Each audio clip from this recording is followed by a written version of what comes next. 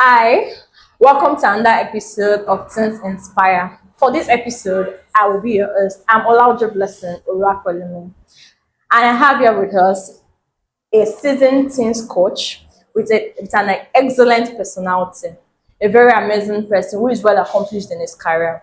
I have here with me Mr. Tosin Fasinu, and is the executive director of I Choose to Smile Initiative and Sway Network.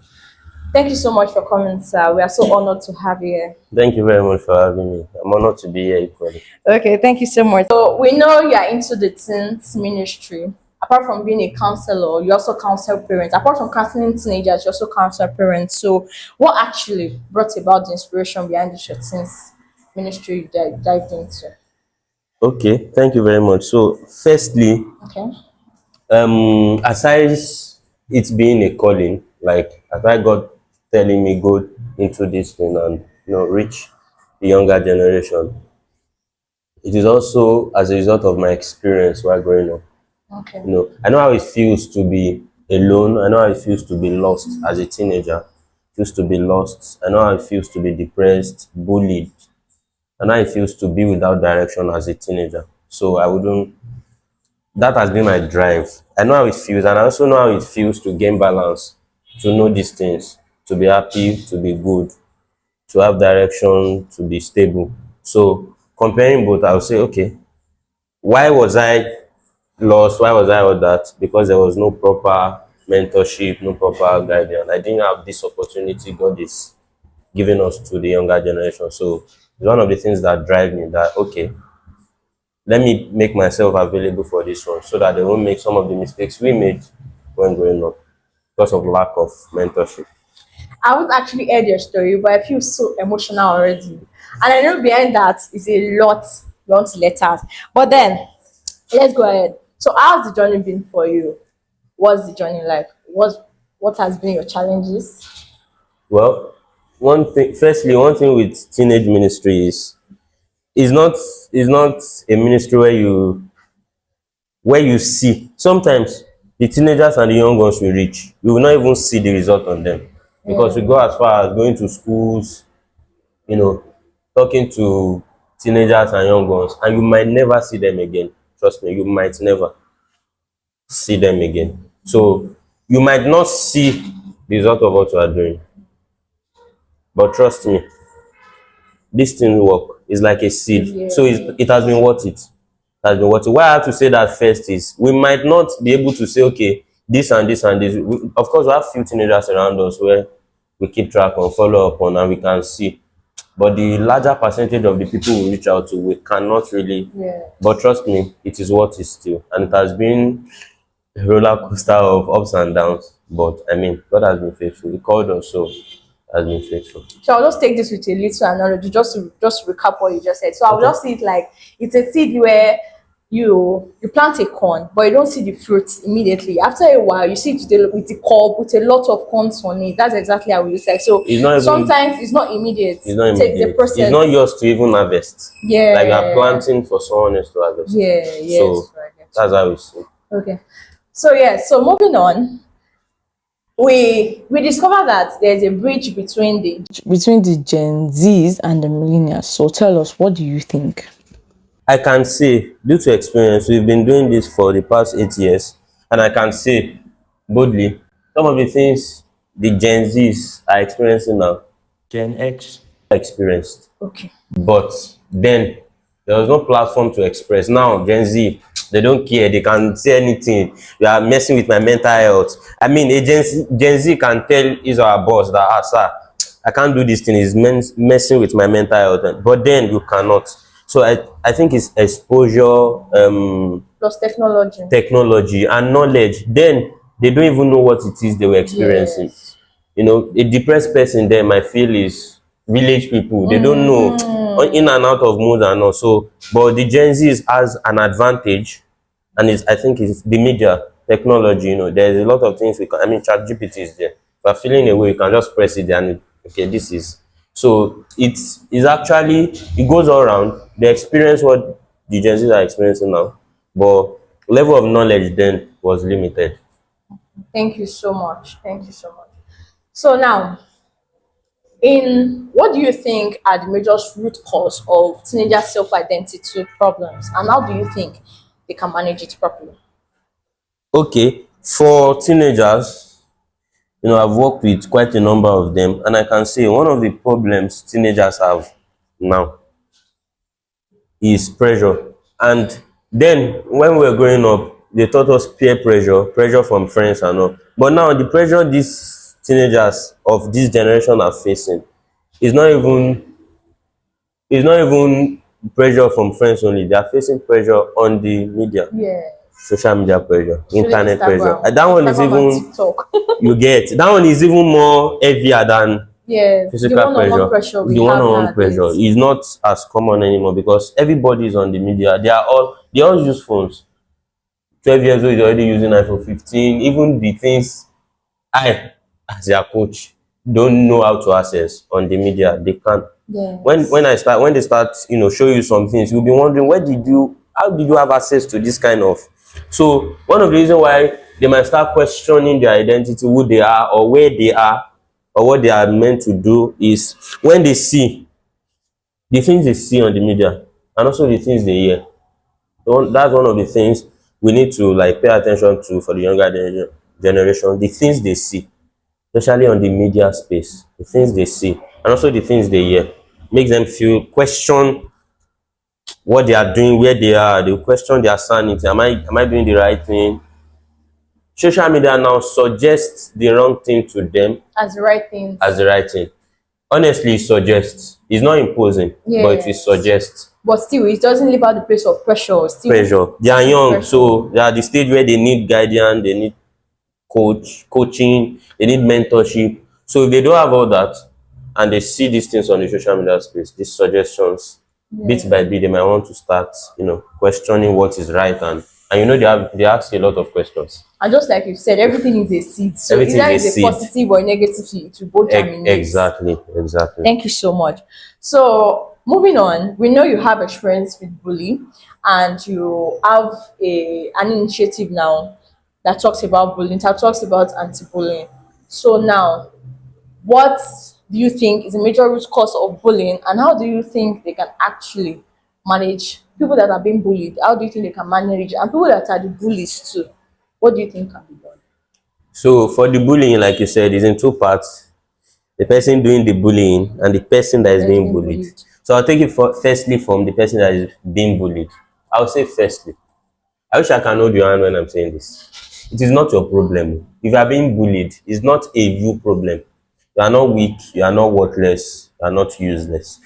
It is not a you problem. It is your bully's problem. And for the person doing the bullying, I think a lot of people bully because in internally, in their inner self, they don't feel good enough. They feel like Sufficient enough. sufficient enough. They feel like they need to trample on people to feel okay. So, and most of these things, some of these things comes from the home they are coming from.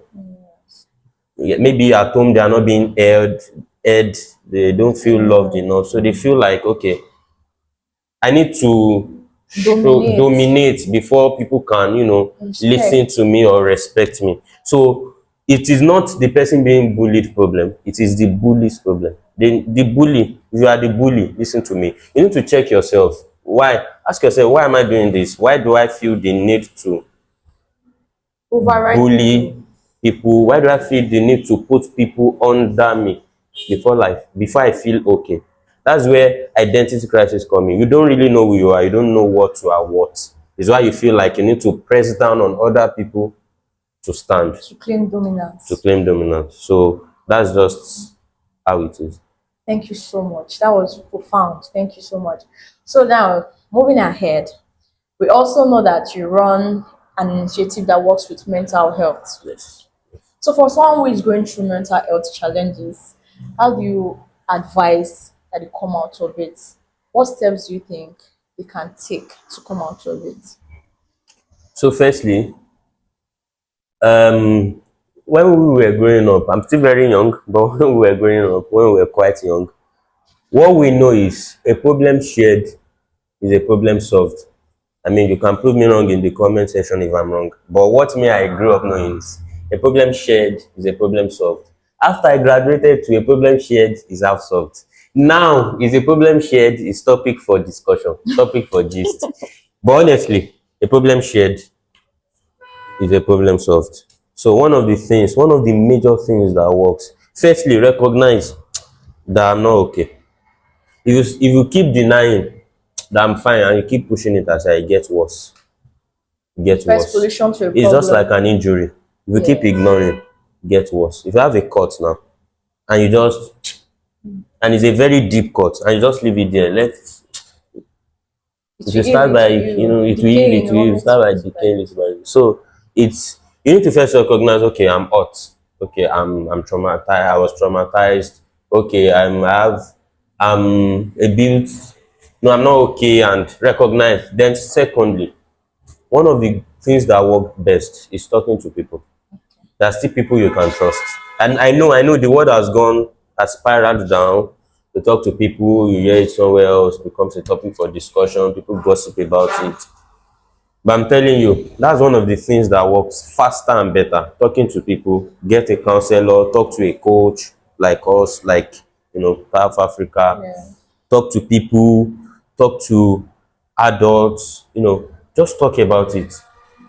It will make you accountable to somebody. If you talk about it to that person, the person will keep asking, how are you? Are you Follow fine? up. So because you know that somebody will come and ask you how you are, and you don't want to lie because they will know, you Yeah. will, you keep yourself in check and start making conscious effort at To getting be better, better. And also, one of the things you can do too is every day remind yourself that you matter. Wake up in the morning, you can write it somewhere, paste it Daily where you will be seeing it every confessions. day, like daily confessions, affirmations, that I'm worth something. Life is worth living. Because these mental health issues we are talking about can graduate into suicidal thoughts, Depression. graduate Yes. into depression, Depression, yes, suicidal thoughts. societal So every thoughts. morning when you remind yourself, life is worth living. Life is worth living. I matter. I can I do am something enough. I can great. do anything I put my mind to. Yes. My current situation does not define me. Things like that. It will start by you reading it for the culture. Because my mentor said if I do not read it, we'll fight. You read it. But gradually you see that it becomes a part. They will not Yes. need to, you And will need to subconsciously you act it subconsciously, out. you won't need to even read it anymore. You will Yes. act it. When somebody wants to Yes. make you feel like you are worthless, you tell yourself, I'm enough. You remember, oh, Yeah. I said it this morning, I'm enough. I When actually suicidal have thought crosses your mind, say, life is worth living. So I think those are the ways you can actually have one manage. on one. I have experience of that because it's something I do too. So I can actually say that yeah, that And works. it works, yeah. Yes, it It works. It works. It works. works fine. Yeah. So you mentioned something here. I would like to share something. You said a problem shared is half solved, but I like to paraphrase it in my own way. I always say that a problem shared to the right channel is a problem solved. Well, I wouldn't want to share my problem with the wrong Because channel, a of course. teenager want to share their problem with a fellow teenager, and True. that won't yield any results. So a problem shared to the right channel is a problem solved. It works So, effectively. sorry, let me come in there. So, examples of the right channel. You have lovely parents that understand. Your parent is a channel. Yes. You have lovely siblings, older siblings that understand you, and you know Yes. they're a channel. Then coaches like us, teens coach, counselors like us, they're a channel. Your spiritual mentors, Spiritual mentors your are a channel. Your pastors. pastor in church, your Yes. teens pastor, your youth leader, they're a channel. I mean, Yes. South Africa is Is a a channel. channel. So you can reach out, everywhere. So a problem shared with a trusted, like you said, with a trusted person, the right person Yes, is it's a awesome. problem solved. Awesome. Okay, so let's take it a step forward and now. We know Okay. you are a teenage counselor and you do that with parents too. You counsel parents too. So now let's take for example a teenager that is going through identity crisis. How do you think a parent can come in to help the teenager in that aspect? So firstly, let me shift this in. I don't counsel parents. We talk to them. We talk to Okay, parents I take it because back. How do you talk to parents? we just like after we are done talking to the teenager. Do you know these things we do? We talk to them in school, we talk to them in church, but they'll still go back home. So Yeah. if they are going back to a place that is, that is against Negating negating the what they things are they being just heard in taught. school, they'll just go back to square one. Yeah. So the things we encourage parents to do is One of the things is, now let me answer the question how parents can come in. Pay attention to your kids. Growing up, we have lovely parents, but growing up, I think our parents feels like They had more if pressing issues. I send my child to school, I mean, they feel like that's the highest level of I've done more lossy school. Apology for those that does not understand you, but I sent you to school. I'm paying your What school else do fee you and need? all. What else do you need me to do? I mean, thank you very much. We appreciate you, our lovely parents.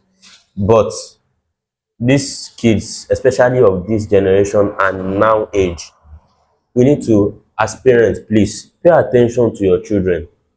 Understand their body language. That is why we have a lot of, rape and abuse cases that the parents don't know about. Because how can a child be raped? And that same day, the child came back home and you didn't notice.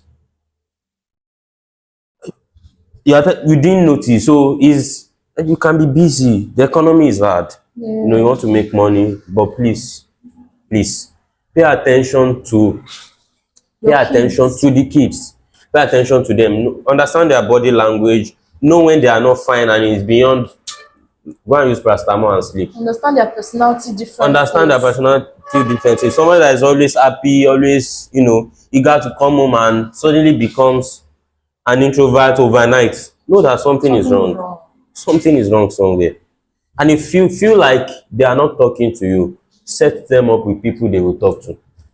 Take them to counselors, teens coach, you know. Yes. And also show yourself Available. available. Show yourself as a trustworthy parent to your kids. Not that when they now start talking to you, just discard and not bother. You're not bothered about. You not ask again. You just say, okay, go and use anointing oil and read Psalm 23 and sleep. I mean, it's way beyond that. Yeah. These kids need proper And intentional attention. They need close monitoring, intentional and proper close monitoring. It helps. Yeah. So that's what I can, that's how the parents can come in. Thank you so much. Thank you so much, Mr. Tosin. Thank you so much, Mr. Tosin. Okay, so we're rounding up and coming to the end of the section. Please, can you tell the teenagers watching your final words to them, your advice to them? What do you think? What do you have to say to them? For those that are going through bullying, identity crisis, and other mental health issues, and the rest of it. Okay, so I might take a little bit of time for this, my final, because this is what we do, this is what we love doing. So first off, as a teenager, you need to understand that however you turn out is in your hands. Yes. Trust me, trust me. I was bullied. If you want to hear my story, I'll tell you. Can I share my story? Please go ahead. So I went to a public school. Should I mention my school? No, no, don't mention Don't let the me mention school. my school so that I don't think it's all bullies. So I went to a public school from like JSS 1 to 3. And I was very short, very, very short. And then if our parents want to sew anything for us, your short nigga will be like You will grow inside. three-quarter. Yeah, they will sew it so that you. You will grow So into I mean, it. short, coming from my parents are pastors. So Okay. coming from a home, they used to call us Omo get inside then. Oh. You don't do everything everybody can do. So there are things you cannot do and things you can do. So coming from that kind of household to a school where all your classmates, all of them are hustlers inside Agege markets. I mean, before you can blend in, before I was able to blend in, like blend in properly, I was almost done with secondary school. So I mean, I can be writing, they'll just come pick my pen and I be guy. Where's my pen? But beating. I mean, they go beat you. No. So a public Actually, not school, fun because I understand what you must have it's funny now, Yeah, but it's it funny now, wasn't but then. we It wouldn't was messing with my head. Yeah. I'll leave school with my books incomplete because they've picked it and they said, I mean, they'll return it whenever they And these want things to. have long term effects too. So over time, I started, becoming an introvert. I wasn't born an introvert. I like play. Oh. I like play. I dey play well. I like play. But school, compressed everything. And these things, what it did over time is a lot of gifts and talents I should have started using at the early stage of my life. I had to Just now start concealed. suppressing and killing. suppressing and clean. That by the time I wanted to start, it was now like I'm dragging. It was not flowing naturally anymore. I used to be an amazing writer. Oh. I used to be. I don't write anymore. I do here and there. But things like this, that is how it becomes, before you know it becomes who you are. You just be going to school expecting to be bullied. Understand? I've had my share of being depressed. I didn't even know it was depression at the time. That's why we started I Choose to Smile. I Choose to Smile is not just an initiative, it is a decision. Okay. Is a confession, is a daily affirmation. From saying it, I choose to smile. I choose to irrespective smile. of what I choose to happens, smile, I always choose to irrespective of smile. what's happening. Let me hold myself and keep my head up. I've had my shares of anything you think you are going through. A lot of us doing these things coach here and there, things ministry. Aside from the call, is experience. So you are not alone. Yes. Yeah. We didn't become like this. We didn't stumble upon these things we are doing. Some of it, with intentional effort, came out of it and became who we are, coupled with the calling, and God helping us with the calling. So first off, know that you are not alone. Yes. Whatever it is you are going through, people like us have gone through, or even worse. Yes. I mean, now they can bully you, can put it on social media. Then nobody knows. We don't even have a phone. Not to talk of putting on social media. They can bully you, can report to your teachers. We cannot. We were not able to. You cannot even walk up to your teacher for something like, sir, Tayo know me, Tayo beat me. They'll go first, they'll look at you like your classmate. Are you a baby? Yeah. Your classmate beat you and you're reporting to me. They don't know then too. We are not blaming. No, we're not blaming. And our parents too, we are not blaming them. They don't know, but now I think they are knowing better. So first, understand and recognize that you are not alone. And secondly, now recognizing that there's a problem somewhere. Now take conscious effort at getting better. Take conscious effort at getting better. Like we mentioned earlier, talk to people. You cannot say that in all your scrolling on social media, you've not come across any teenage ministry ever. You cannot tell me. The Lord is, I think, when we're coming to this year, one of the things God was spotlighting this year is on the younger generation. So we are everywhere. People like us, we're everywhere. People like Taf, we're everywhere. So, I mean, bust into our DMs. That's what we do. We are always eager to have teenagers talk to us to help. So talk to people, trusted people that can help you, people that can, people that can help you in general. And also, lastly, remember, you are enough. You are, you are worth something, you are a gem. You are worth something big. You have so much in front of you to achieve. You have so much capacity. You have so much to become. Don't let the world kill it before you even start germinating. No. Be so strong-headed. Gen Z is that strong-headed. So I don't know. Apply it into your life. Don't let anything, make you question who you are or what you can become. I mean, I used to say, I cannot do this. How do you know you cannot do it if you've not tried it? Yeah. So don't write yourself off. I cannot. Look at that man is talking so eloquent. I cannot do that. No. It can never be me. No, it can be you. Yes. I mean the good things. It can be you. You don't know. I mean, you have so much you can do at this young stage. I wish I had somebody tell me this. You have so much you can achieve because you are still very young. This is the stage where you need to do everything before you put your hand on what exactly you want to do. What you'll be recognized for. So you are enough. You have so much you can achieve. You have so much capacity inside of you. You have so much you can offer. And you matter. Always remember. Yes. Thank you so much. So that was a very insightful section. And it was nice having you. Thank you so much, sir. Thank you very much. Okay, yes. So you are the light. And that light, you have to shine it. Thank you so much for joining on this episode of Teens Inspire. She will come your way again next time. We'll see you. Thank you. Bye.